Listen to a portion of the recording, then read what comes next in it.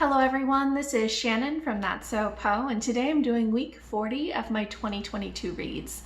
This week I finished a couple of buddy reads and I read some really great middle grade. Timestamps and content warnings are in the description box below. First, I finished The Warden by Anthony Trollope. I buddy read this with Becca at Read Becca, who I will link below, because both of us had this book on our TBRs for a while because we'd heard such good things about this. This is a classic Victorian novel that has some really interesting kind of social issue themes as well as some really cool writing. So the writing in this is actually very satirical. It's got a lot of sort of like that Jane Austen feel, the commentary on society, the sort of biting notes in terms of the way that people are described, especially their kind of faults and things like that. But it deals with some interesting topics. This is basically about classism and about social issues and whether or not you should try to fight them or if you should just accept things how they are. The main premise is about this minister who is the warden. He takes care of this group of kind of older disabled men, but he gets a lot of money from the church for this. And some people think that this is unfair and that actually, according to the way that the funds were set up for this, really the old men should be getting the bulk of the money, not the warden himself, for the very little work that he's doing. And so he ends up getting caught in some litigation, which is led by a guy who actually is courting his daughter, but who feels very strongly about social injustices. So there's a lot of questions in this about really doing what is right, but also sometimes when you do what you think is right without considering the consequences and how that affects people. So there were a lot of really interesting questions in this. Both Becca and I, though, had some issues with the way that this ended in terms of how some of those questions were addressed. But I think that this reads pretty well. It's got a lot of really cool language and a lot of humor, even if the ending I'm not so sure that I like. So overall, I gave this 4 out of 5 stars. Next, I finished State Tectonics by Malka, which is the third and final book in the Sentinel Cycle series. I buddy read this book as well as the whole series with Angela from Literature Science Alliance, who will link below.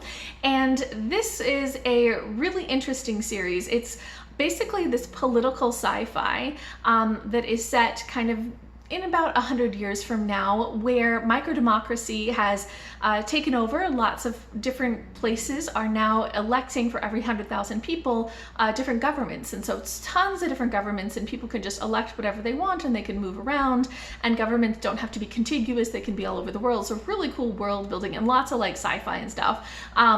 This final book brings together a lot of threads from the previous 2 books and also explores even just the concept of how this kind of way of forming governments is set up, and especially questions a lot of the issues related to information, which is this group that does a lot of fact checking and things like that, and all the characters that we've been following have worked for information.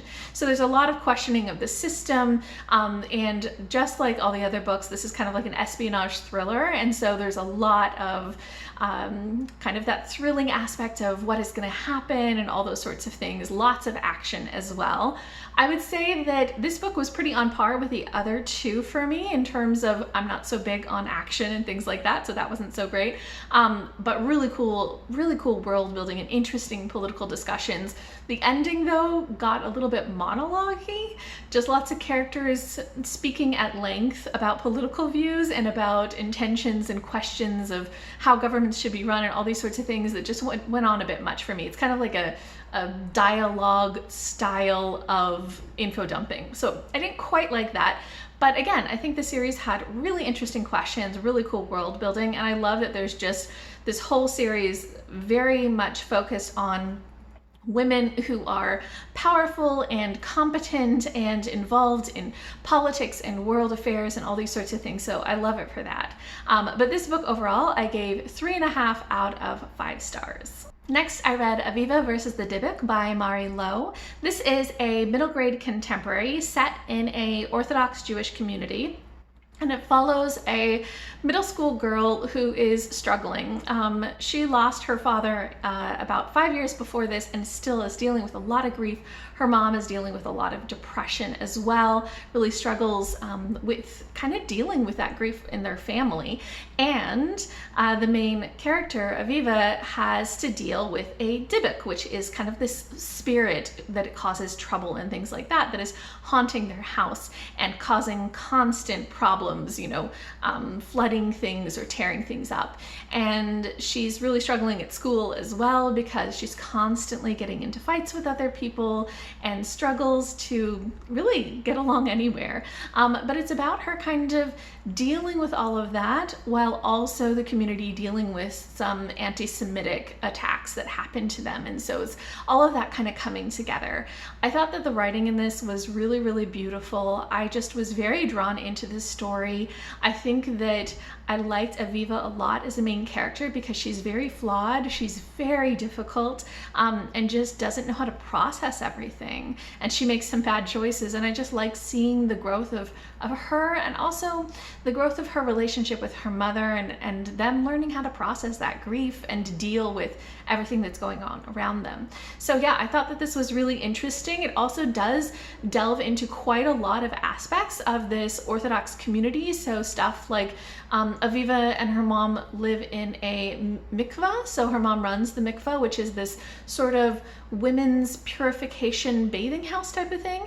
And there's just a lot of stuff about the community that is woven into this. So I thought that that was really interesting, and I just thoroughly enjoyed this book, and I gave it 5 out of 5 stars. And lastly, I read Dawn Raid by Pauline Vaeluaga Smith, illustrated by Matt Hunkin. So this is a historical fiction set in the 1970s in New Zealand. And I believe this book was actually published a few years ago in New Zealand, but it has been republished by Levine Querido in the US, and the illustrations I think were added as well.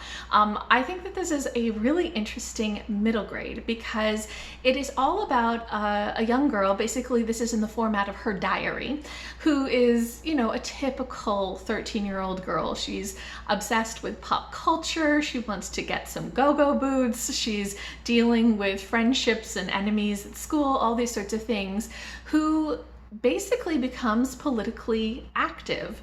Her older brother is involved with the Polynesian Panthers, which is a civil rights group that was active in the 70s in New Zealand, and her family is Samoan New Zealand, and so they are kind of dealing with a little bit of prejudice here and there, and she starts to become more aware of how prejudiced things are towards Polynesians, as well as towards Maori in New Zealand. And the Polynesian Panthers work together also with the Maori population. There's quite a bit of crossover there. And so this is just all about that civil rights movement and her awakening to it. The tone of this is very like young at times, like because this is written in a journal format, we get a lot of her just gushing over the pop stars and these sorts of things. But I thought that the book itself was just really interesting, that awakening to civil rights and awakening to political activism. That was really, really neat. And I thought the illustrations were super fun and did a great job of illustrating a lot of what was going on, and really worked with, I think, that journal format as well. So I thought this was a lot of fun, and I gave it 4.5 out of 5 stars. Okay, so that is everything that I read this week. If you guys have read any of these, if you're interested in them, if you want to tell me what you've been reading this week, just leave me a comment down below.